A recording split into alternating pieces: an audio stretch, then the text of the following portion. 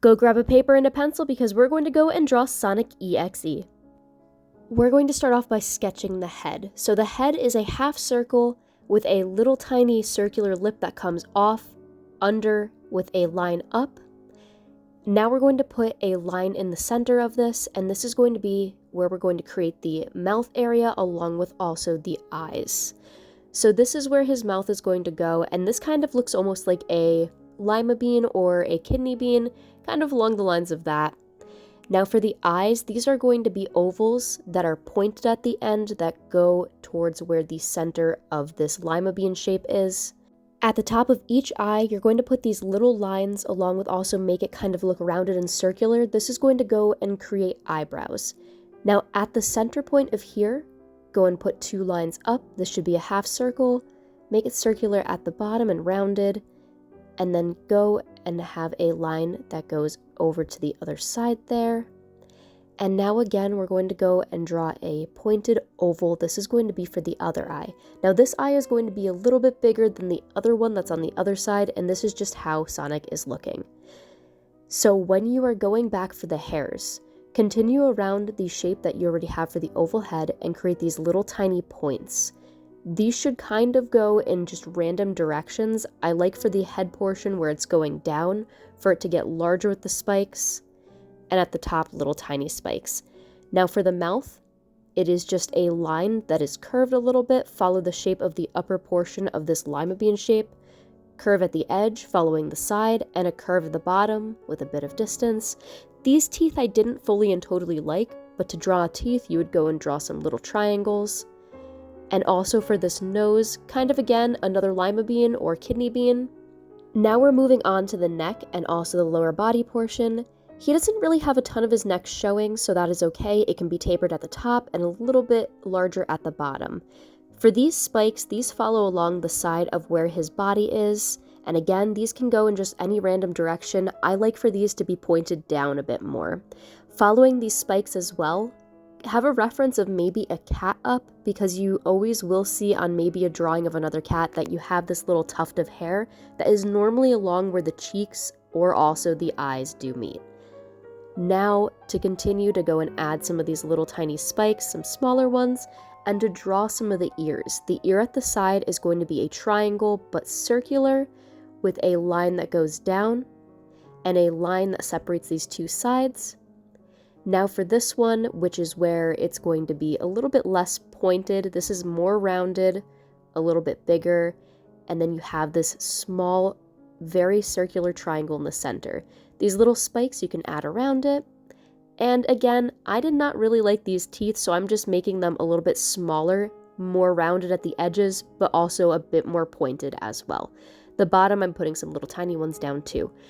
The hand and the arm, you're going to go and draw 2 lines that go off of the body and then a circle. Now you can go and draw some fingers if you would like to. I did not record the entire process of me going and drawing the fingers here, but if you would like to go and draw some fingers, you can go and do that, or have a closed fist. It really depends on what you want.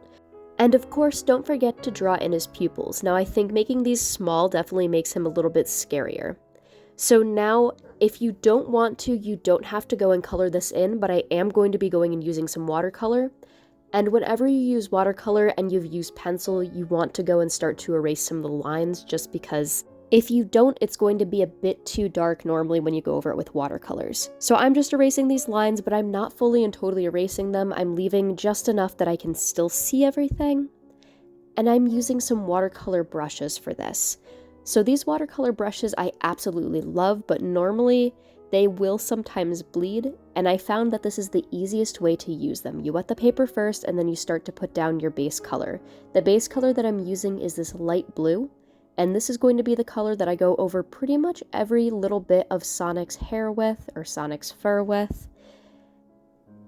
And then just continue to go and use this all over the rest of the painting, and I also do layer this a couple of times. Watercolor painting is a lot of fun, and normally it is pretty much all about just layering the colors as you go. But these brush pens are great, I love them, and they're so easy to go and use. So after that layer is done, and this is just slightly dried, I'm going to go at the edge again over here, and go and stack this color. Then I'm going to go and put some more shadow down as well. Putting shadow down, I'm just defining some of the areas where I think it would look a little bit better with more shadow, going back over some of these other areas too, and then putting some shadow underneath some of these little pointed areas. Now I'm going back over everything and using the water brush again, just to go and blend everything. If you were using normal watercolors, it could be kind of similar to this. This is the technique that I usually do use for watercolors as well, but you always want to keep the paper at least semi-wet. These brush ones are just a little bit different. If you have the paper way too wet, it's going to bleed a bunch. Now going back before everything has dried, I am going and creating some little tiny hairs along with also some more shadow.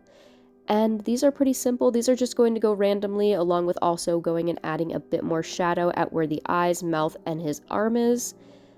And then I'm going back in, putting some more shadow under these little points, and drawing some little tiny hairs on as well. And now I'm just putting on the finishing touches for the blue. I'm just putting down some more hairs, and after I'm done with these hairs here, I'm going to use a darker blue at the side and put down just a little bit more shadow as my last line to go and really make the eyes, the mouth, and the body pop and make them look a bit more separate from everything else.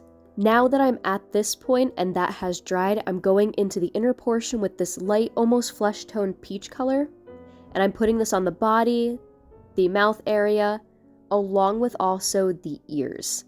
And this is the base for the tone of what I'm using for his body. Then I'm going back over this, and I'm going and putting some shadow underneath his neck, along with also underneath the eyes. This really does make him look just a bit more creepy when you do that. Then I'm using this gray for some shadow on the hands, and after that is done, I'm putting some shadow on the teeth, filling in his nose, then going back over everything where I'm putting the fake blood, and I say fake blood because of course this is a drawing, filling that in on where the mouth is, putting some onto the hand where I had these lines that I drew. Now I'm going to go and use some Indian ink and outline the eye, and this is definitely the best that you should be using. You should be using pens or felt brushes, anything like that that is not going to run if you do decide you want to put some more water or you want to go and get this painting wet again. Going outlining the teeth, and just continuing to go and outline this entire piece. There are areas that I do use thinner markers, usually for the finer detail is what I use the thinner markers for, and some of the thicker markers is for where I have just a little bit less detail and I want to make it look like it's really popping.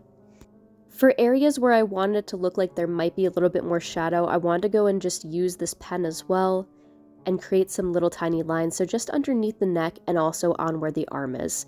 I have these white pens as well, and these are for just going and making it look like there's a bit more detail, along with making some things pop. So I use this on the blood area, and also, of course, the eyes, and just a little bit in his fur too.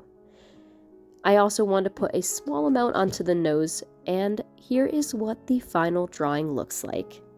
Thank you all so much for watching. Make sure to like, comment, and subscribe. There are more tutorials that you can find over on my profile. Take care and have a great one.